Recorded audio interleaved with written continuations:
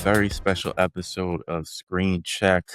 I'm your host, Steven, and I don't normally do reactions, but you know, it's first time for everything as we continue to grow the Where's the Remote network, channel, whatever you want to call it, umbrella.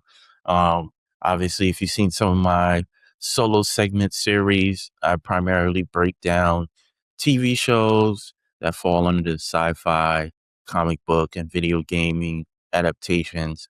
But I had to make a video reacting to the latest news coming out of D23, which happened yesterday.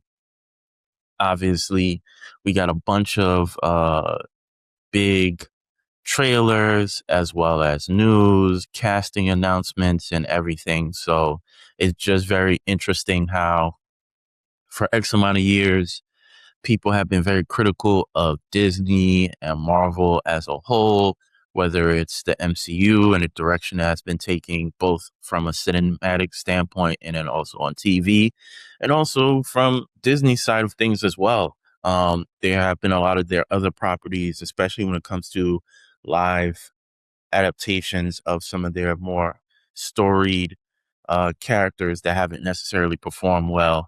And so I think they're definitely on the other side of changing fans' expectations and kind of winning people back.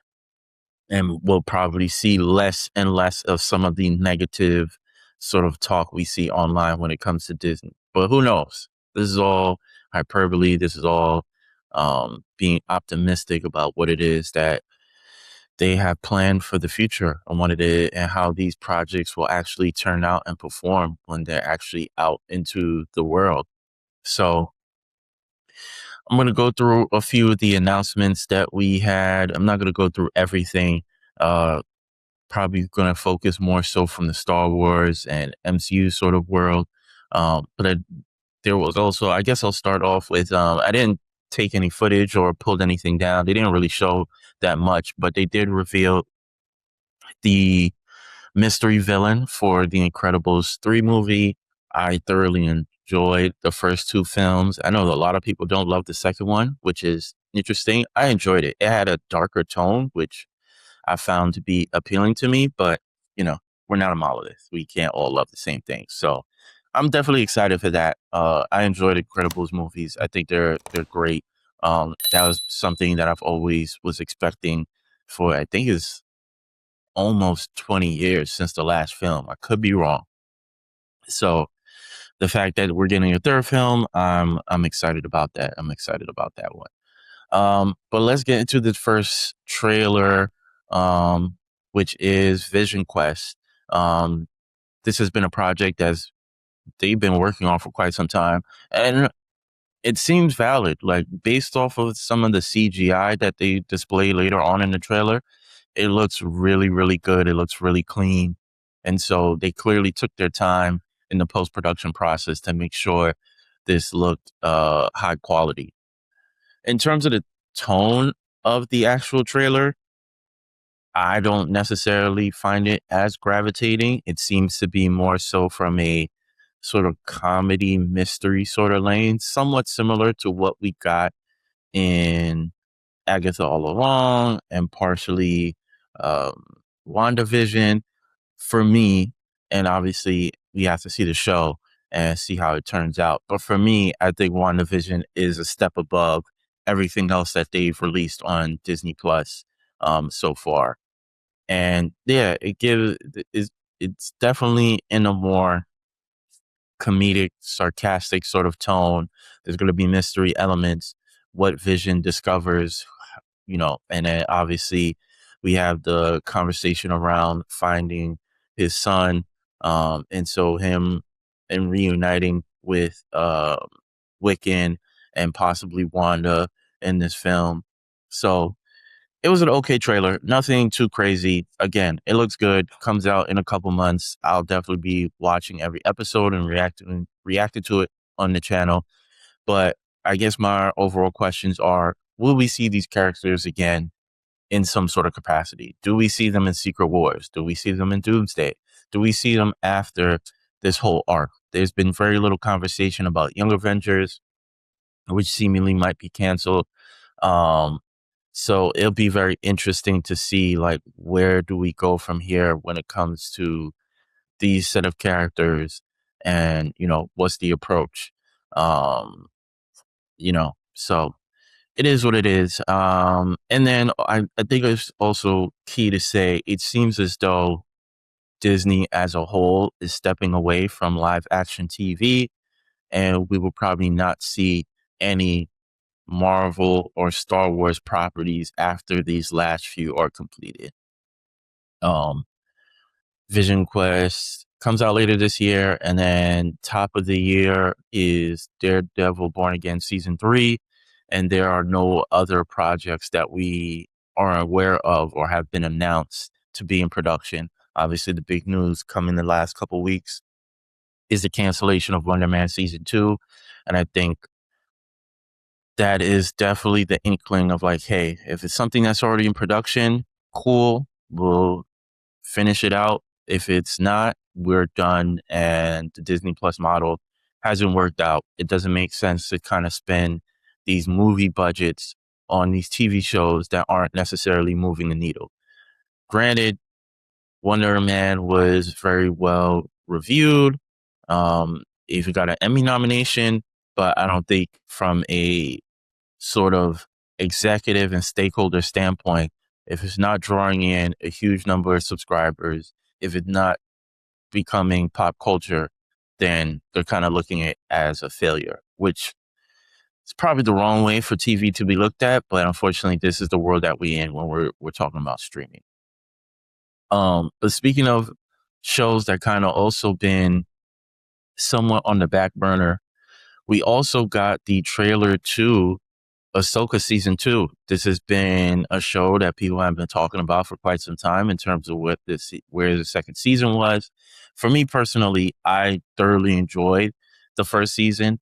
I don't think I've ever discussed Star Wars on the channel thus far, but my relationship with Star Wars is pretty basic to a certain extent. I was never like a huge fan of the movies. I think I grew to appreciate them over time. And then I would say post COVID, someone recommended, oh, go watch Rebels and go watch Clone Wars. Like, this is where you get the real meat and potatoes that the films don't necessarily have the time to get into. And I thoroughly enjoyed both of those. Even what's the third, Bad Batch? I thoroughly enjoyed Bad Batch as well.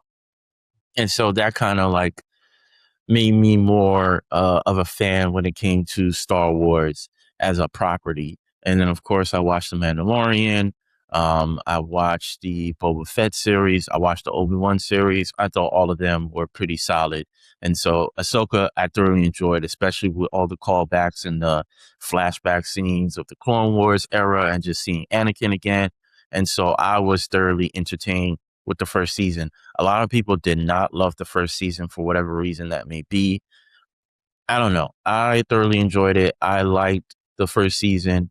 I liked how they were essentially somewhat being repetitive in terms of trying to create this sort of cinematic universe with them bringing Thrawn in and bringing the characters from Rebels, which it makes sense because Ahsoka does appear in the Rebels animated show. So to not have any sort of callbacks or connections would be somewhat weird. And so I thoroughly enjoyed the first season. I look forward to the second season. I believe Dave Filoni confirmed that a lot of the characters that people have wanted, you will see more of in the second season. And so I look forward to it. But kind of restating what I said earlier, I think this will be the last Star Wars property that we see on Disney Plus as a TV show. I think after that, anytime we see anything Star Wars related, it will be in cinemas, it will be on film, which I believe the only next confirmed project is Starfighter with Ryan Gosling.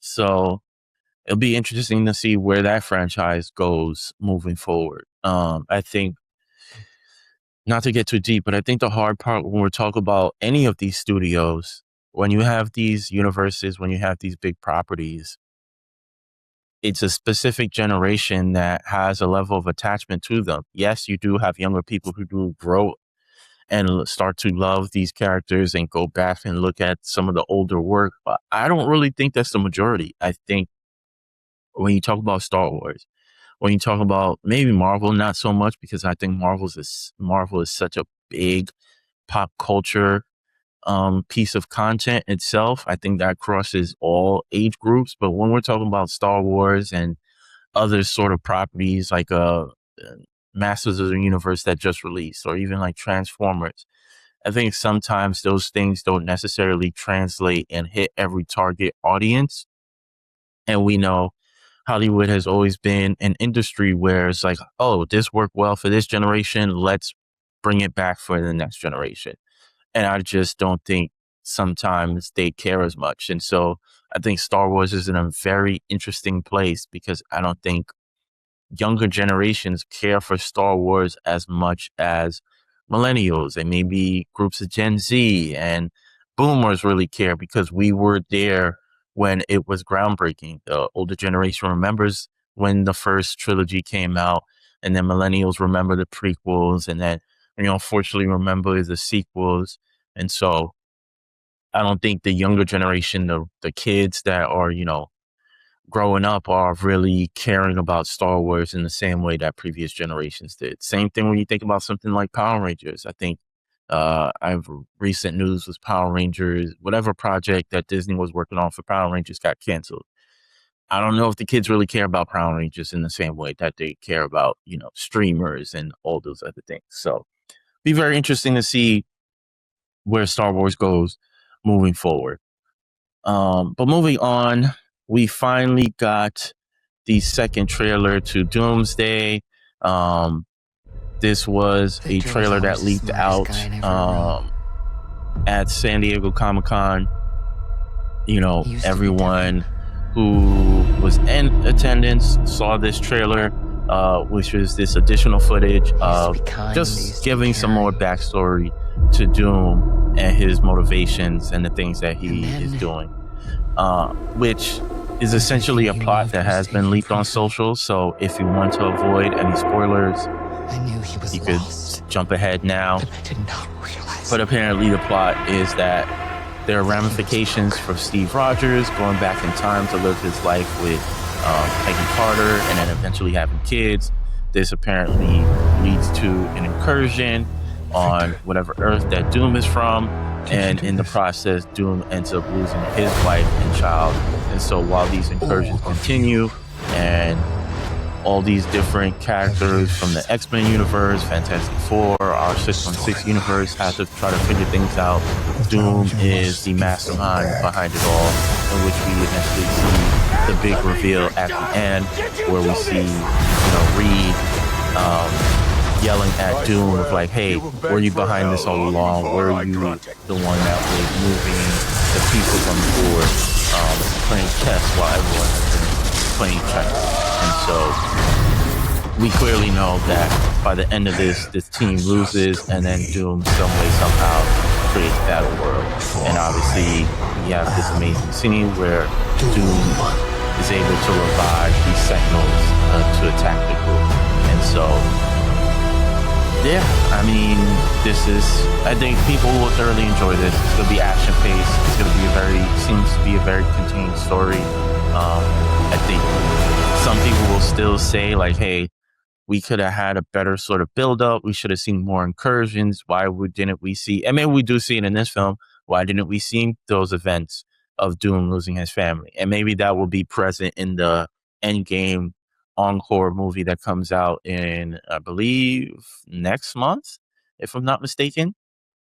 And so, I think this will definitely have people in seats. Like, people want to see all these characters on screen, whether the plot is the tightest or whether it works will be subjective. But I think at the end of the day, it's a guaranteed $1 billion, and people will just be happy with it and move on. So I will definitely be present and seated to see Doomsday. I think, this is the biggest franchise in American cinema in history. I think there is a chart going around that shows like the different franchises and where they land. And I think the MCU is number one with the amount of money that it's made at the box office. So I think, again, kind of restating what I said earlier, with the success, even though they didn't necessarily perform well financially last year, Fantastic Four and Thunderbolts was well received.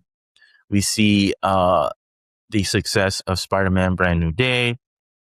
We'll see the success of Doomsday. And then next year, the only film that we're getting is Secret Wars. And then coming out of Secret Wars, we get Ghost Rider, X-Men, and Black Panther 3. So for all the hoopla of like Marvel is dead and, you know, superhero fatigue or whatever the case is, I think Marvel is somewhat proving that that is not the case, and we can pivot when need be and get people to feel excited about the franchise again. Even though, while I do enjoy it, not to get too political, I kind of hate it because a lot of times the things that happen behind the scenes is because of executives and stakeholders. And a lot of times we blame the creatives, we blame the directors, we blame the actors, we blame the writers. But a lot of times it's the executives that get in the way of projects and how they really should turn out to be. And so in situations like this, where it's like, hey, we made a pivot, you know, you'll have some of those egocentric executives that's like, you know, we know better than the audience. We are the ones that are at the helm. We're looking at the numbers. We're looking at the analytics. This is the reason why we make the decisions that we make, because at the end of the day, you guys are going to show up regardless. And so it is what it is. Like, you know, with anything, we're all somewhat hypocrites. But probably for me, at least, the biggest bit of news, which was pretty much made clear the leak leading up to D23, was the announcement of the X-Men cast. As we see here, we get a picture of Jay Schreier, who was the director for Thunderbolts, which people really, really love. I thought it was a solid movie. I didn't necessarily hate it, but I wasn't necessarily blown away by it. I think people really love the sort of emotional standpoint that it has of like people who could be a bit tortured, and how, you know, not to be corny, but how the power of love and friendship can help you overcome your odds, and the support. And maybe because of the state of the world that we in, and we're a bit more socially conscious for ourselves and more emotionally intelligent, that's why I kind of landed the way it landed. I just thought it was a solid movie, but didn't necessarily, you know, stand out to me. But yes, they officially made the announcement of the cast. Obviously, some of these cast members have been confirmed. We, of course, have Samara Weaving playing Emma Frost. I'm not necessarily familiar with Samara's work. I know she's somewhat of a scream queen. She's has had done a few films, and from my understanding, a lot of people love this casting and think she's perfect for the role. I have seen like some interviews and quote unquote content that she's done. So I like her sort of her natural personality to be like very playful and to be somewhat like the dry humor, sarcasm that you would expect out of Emma Frost. And so I think that'll be interesting to see how that dynamic plays when she has to deal with Scott and Jean and just the X-Men as a whole. And then, of course, we already had this confirmation with Sadie Sink as Jean Grey, if you've seen the Spider-Man Brand New Day film. I have no qualms about this. I thought it was a great introduction to Jean Grey and the sort of mutant impact in the world, and how not only will people possibly react to mutants, but how government agencies like Damage Control will react to mutants. So I have no qualms here. And then we also got Kit Connor announced earlier the past week to be playing Cyclops.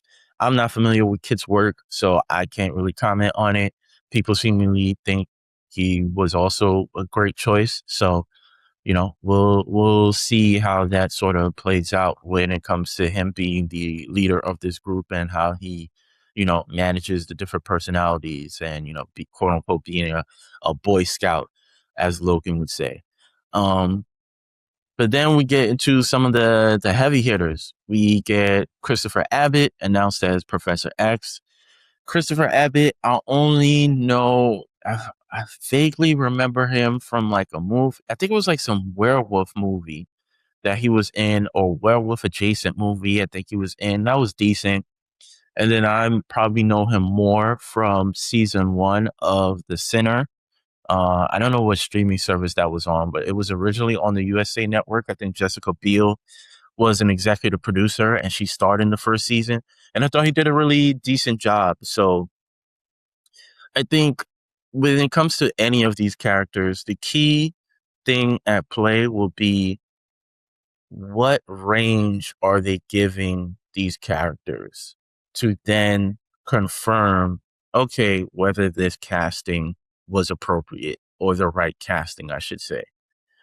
If you watch X-Men 97, if you watch any of the X-Men animated sort of shows, these characters are very layered and very diverse, not only from just their appearance, their backgrounds, but the things that they go through and the things that they display in terms of their personality types. I think if you're watching X-Men 97 right now, even though he's not given that much screen time to an extent, we see, a somewhat darker side to Professor X, and how he has gone about things in terms of wanting peace for mutant kind, but going about it in a much more peaceful manner. But then he has his moments where he could be a little bit dark. And so it'll be very interesting to see what sort of approach that they take with the character. Now, obviously, this is the first film. There's no plot that has been given to us in any capacity. And so obviously they're casting a younger cast, so this may be much more at the earlier days. So I probably would assume we'll get a more peaceful sort of Xavier, and wants to go about things the right sort of way, and really speaking of things in a manner where it's like, hey, we can find a happy medium, which I think Christopher could do. Like I don't have any issues with him playing that role. But as the movies continue and as the character goes through specific things, like maybe certain members die or maybe certain things may happen, like we would like to see these characters evolve over time through the events that happen in these movies. And then another big one is Adam Driver confirmed as Mr. Sinister. While most of the cast was actually there in the present, he wasn't there. They released a video where he was actually on the soundstage in Atlanta as they're getting to ramp up and prepare to shoot for the film. And so again, I don't really have any qualms. I haven't seen him in that much besides obviously the Star Wars trilogy, sequel trilogy, and then that one movie that didn't perform well. I think it was 65, when he was like someone from the future that lands in prehistoric times. So I haven't seen much of Adam. I think he's a really talented actor, definitely has range. And so Mr. Sinister is a very complex character. So it'll be very interesting to see what sort of approach that they take with it.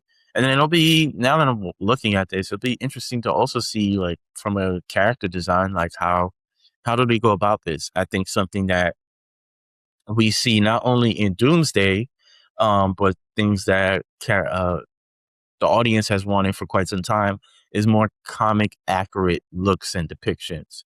And so it'd be very interesting to see how Mr. Sinister looks in this version of the X-Men. We obviously see Scott in his more comic accurate costume in Doomsday, playing by James Marsden. So I have no issues with Adam as Mr. Sinister. And will this be a one-off villain? Will this be someone who's just constantly around, manipulating things? Will, who, if they do a second villain in the second X-Men movie, What approach do they go with? Do we get a Magneto at some point? Do we get, someone else that's extremely relevant to the X-Men comics? So we'll see.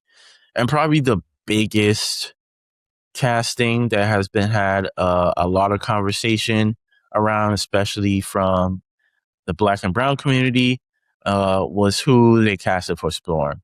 I think, especially coming out of the news of Wonder Man season 2 being canceled, and some of the history when it comes to PLC characters in Disney/Marvel, and how they haven't really been given the chance to flourish if you're not in a Black Panther franchise, was the casting for Storm. Wonder Man season 2 again was canceled.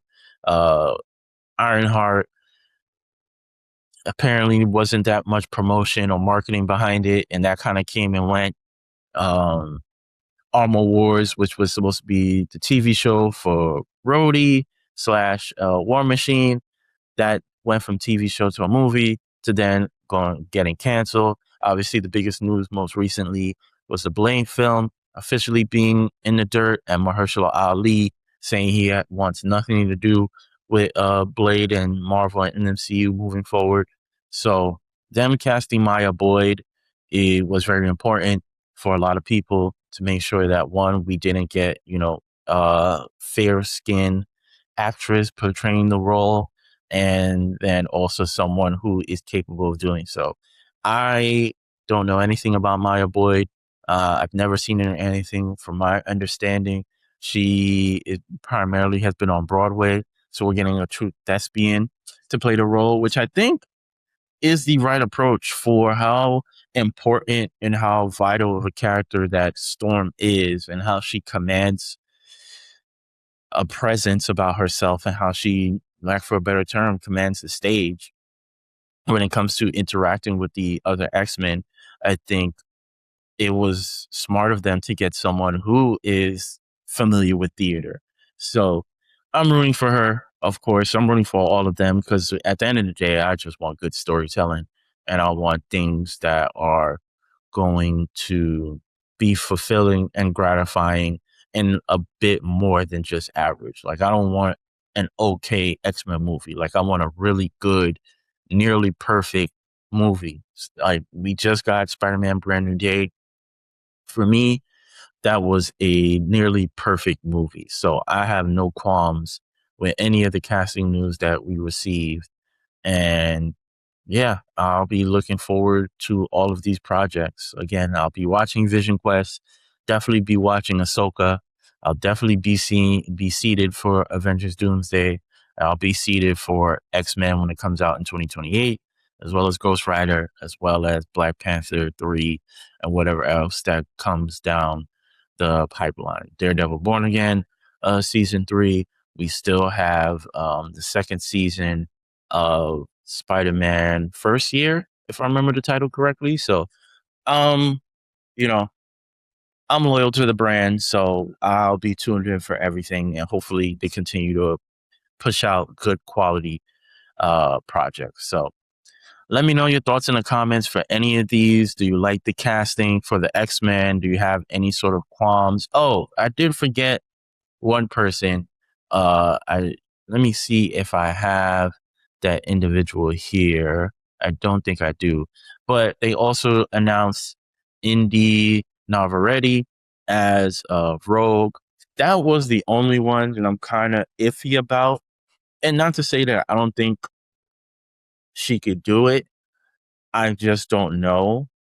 From what I've seen, I obviously know her from Superman and Lois, which is a different type of show or content per se in terms of what Rogue has going on. I mean, not necessarily. And then, of course, she's been probably the most popular actress this year when we're talking about Obsession and her performance on there. And so when it comes to Rogue, and also the same thing when it comes to Maya Boyd, like, will these characters have an accent? Will they just talk in their normal dialect? So it'll be interesting to see how that sort of plays out. But yeah, Inde, I think that was an interesting sort of choice. I'm open to it, but we'll see how that sort of plays out moving forward. And then, of course, if they have Rogue, then at some point we got to see Gambit. We got to see some of these other characters that are obviously tied to um, these original X-Men. So it'll be interesting to see how all this stuff plays out. But yeah, again, let me know in the comments how you feel about the casting news. Let me know how you feel about this Doomsday trailer. Are you more hyped? Did it not really do anything for you? Let me know how you feel about Ahsoka season 2, since that kind of been swept under the rug for a few years now. And then also let me know if you're excited for Vision Quest. That was also a show that kind of, we didn't really hear much about over this last several years, but now we know it's, the trailer's out and it's right around the corner. So yeah, let me know your thoughts and be sure to, like, subscribe, rate and review. We're on all the different platforms and check out all the other content that we have on the channel. And only thing else I have to say is that I definitely will be watching Lanterns this weekend. That comes out tomorrow. So I'll definitely have a review on the premiere episode later that night or first thing Monday morning. So make sure you turn on your post notifications so you get that update. All right. I'll catch y'all for the next one.